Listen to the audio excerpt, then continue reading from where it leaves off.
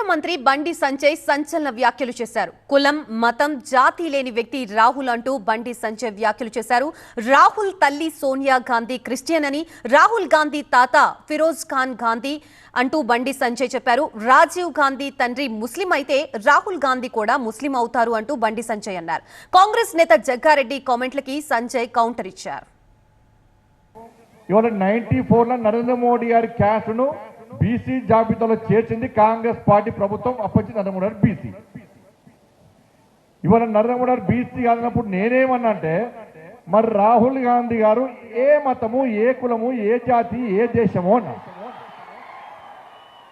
రాహుల్ గాంధీ గారి తాత పేరు ఏం పేరు తెలుసా? ఫిరోజ్ ఖాన్ గాంధీ.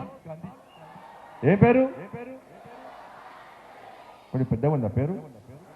ఫిరోజ్ ఖాన్ గాంధీ అనే పేరు. ఆయన ఎవరు? ఒక ముస్లిం. ఇవాళ కాంగ్రెస్ పార్టీ వాళ్ళు ఏమంటారంటే, రాహుల్ గాంధీ పక్కా బ్రాహ్మణ్ అంటున్నారు. ఎట్లా బ్రాహ్మణ్ అవుతాడు? రాహుల్ గాంధీ తల్లేమో క్రైస్తవురాలు. ఎవరు? ఏం పేరు? ఏం పేరు? సోనియా గాంధీ. రాహుల్ గాంధీ తండ్రి రాజీవ్ గాంధీ. రాజీవ్ గాంధీ తండ్రి ఎవరు? ఫిరోజ్ ఖాన్ గాంధీ. ఫిరోజ్ ఖాన్ గాంధీ ముస్లిం అయితే రాజీవ్ గాంధీ ముస్లిమే. మరి రాజీవ్ గాంధీ ముస్లిం అయితే రాహుల్ గాంధీ ఎవరు? ముస్లిమే కదా. షేక్ ఏంది? షేక్ ఖాన్ కాదు, ముస్లిం. ఇలా కాంగ్రెస్ వాళ్ళు బ్రేకింగ్ చూసిన టీవీలలో, అరే తండ్రి మతము కొడుకు వస్తుంది, తండ్రి జాతి కొడుకు వస్తుంది అంటే నేను కాంగ్రెస్ వాళ్ళని గదే అడుగుతున్నా. రాజీవ్ గాంధీ తండ్రి ముస్లిం అయినప్పుడు రాజీవ్ గాంధీ ముస్లిం అవుతాడు.